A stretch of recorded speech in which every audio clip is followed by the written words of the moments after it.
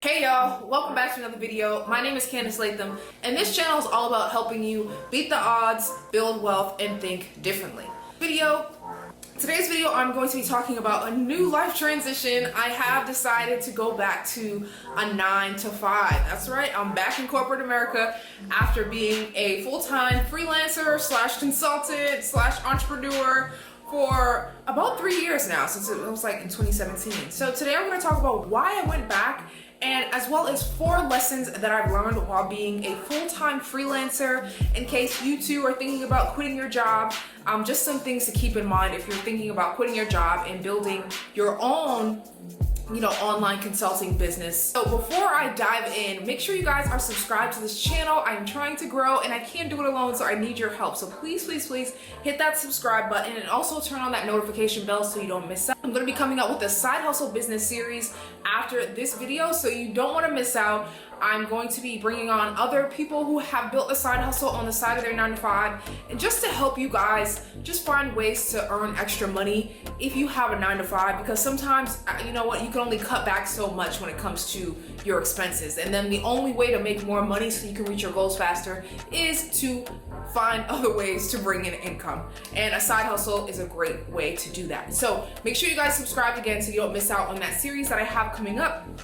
But in the meantime, let's get into the video. I decided to go back to corporate America. I decided to go back because I just feel like I'm in a space right now where I want to be able to save more money and invest more money. And it can be a little bit tough being an entrepreneur because your income is constantly going up and down. At least in the beginning stages, when you're first starting your business, first getting things off the ground, you get the more responsibilities you have. And so it's like the more money that you need. To realize that my vision changed. And I like to do my vision in like 3-year increments. So 3 years ago when I did my vision, I wanted to be debt-free or pay off my student loan debt so that I can experiment with being a full-time entrepreneur.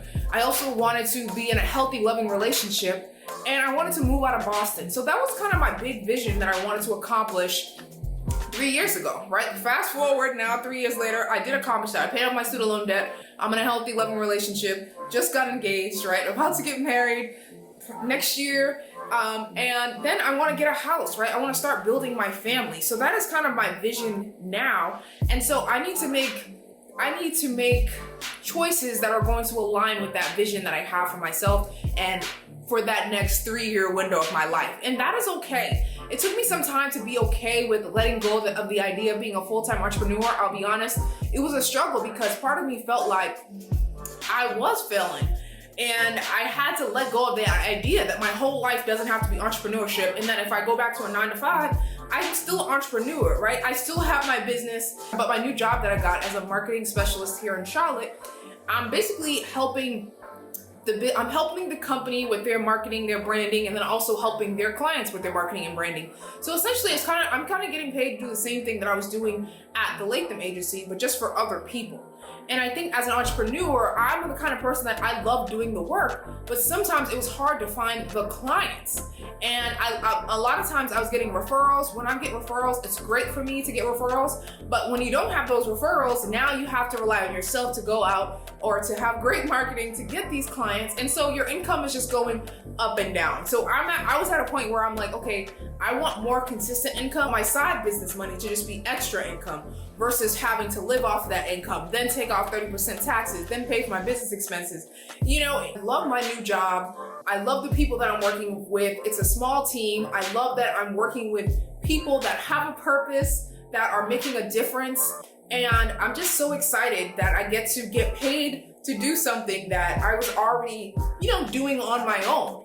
And so that is why I'm just extremely grateful for the job that I have, and I will still have my business on the side. And it was great that I was able to just bring my full self to the job interview. Because another thing about knowing how to make money on your own is that you're not coming from a place of scarcity. When you go to that interview, you're bringing to the table your own experience and your knowledge and your expertise, and you're not just going to accept any job that comes your way. You're going to be more selective because you already know how to make money. You know how valuable your skills are. So you're trying to find a job that's the right fit for you, as well as them finding the right fit for their company.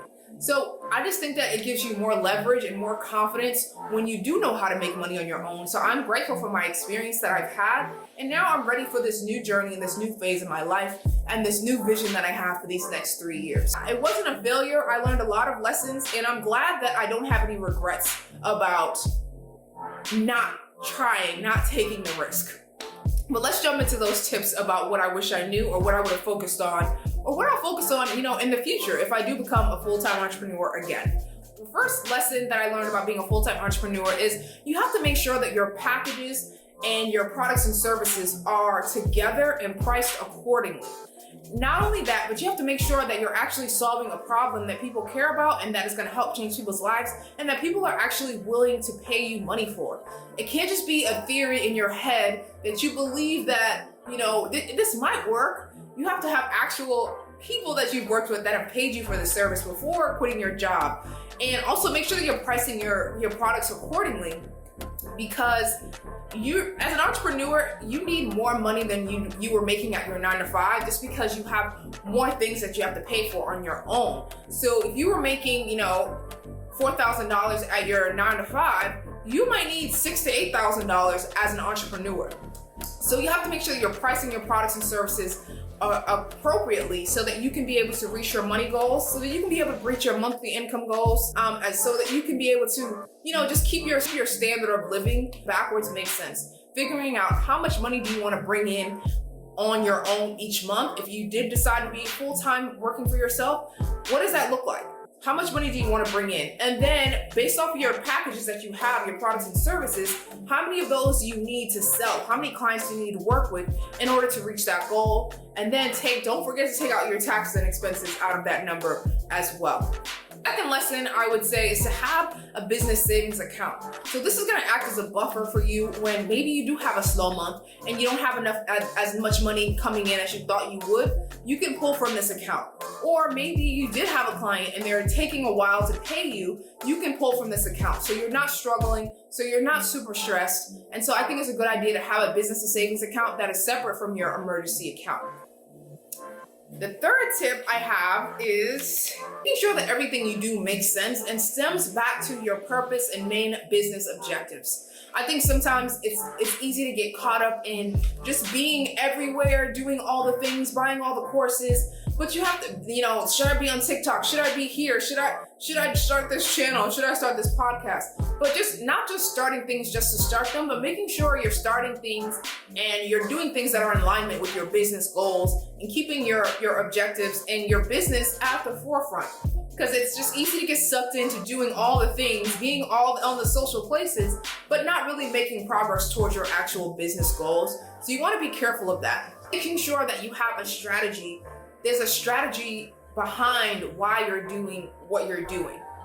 And the fourth lesson I would have is to make sure you focus on getting customers. That is your main priority as a business owner. Without customers, you don't really have a business. You want to make sure that you are learning how to market to get new customers. Make sure you have referral systems in place. Make sure that you learn about Facebook ads and email marketing and just how to better put yourself out there in the world to get more clients, because you need clients in order to make money. So a quick recap. Number one is making sure that you have your products and services in line. You've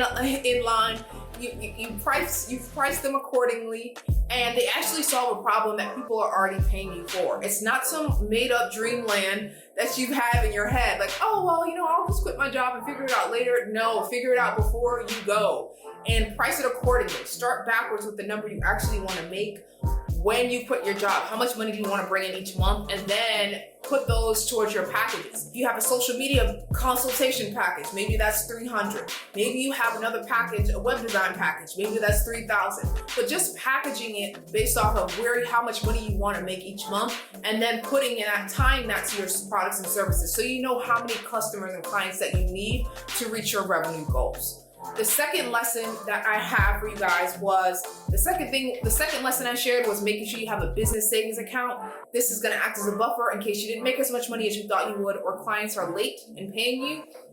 The third lesson I have was making sure that everything is in alignment to your business objectives and your goals, so you don't get sucked into this rabbit hole of doing all of these things but these things aren't really helping you reach your business goals. So making sure you're keeping that at the forefront of everything that you do.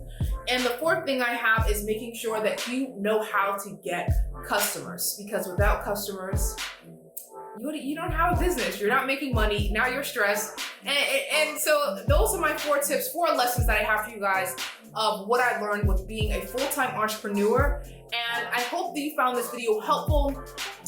And I'm so excited to share with you in the next video my side hustle series about how to actually start a side hustle on the side of your 9-to-5. So make sure you guys subscribe again, turn on that notification bell so you don't miss out. And if you're not already signed up for my email list, make sure you guys click the link in my description box to sign up. And I hope you guys have a great rest of your day. And until next time, I'll see you guys later. Bye guys.